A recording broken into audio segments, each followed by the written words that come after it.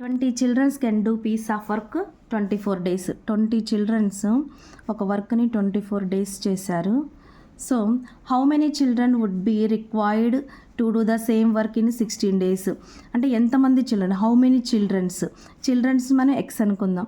How many childrens would be required to be the same work, ఇదే పని 16 days చేశారు.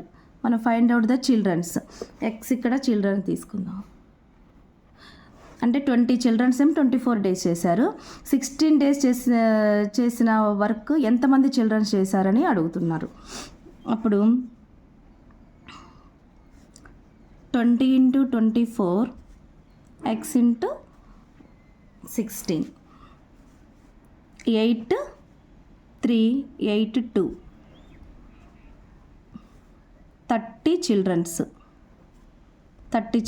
16 days చేశారు. ఇలా మనం ఇంకోలాగా కూడా చేసుకోవచ్చు. x/20 24/16 1/24 అవుతుంది, 1/16 అవుతుంది కదా. క్రాస్ మల్టిప్లై చేస్తే x × 16 24 × 20 8 2 8 3 x = 30 days.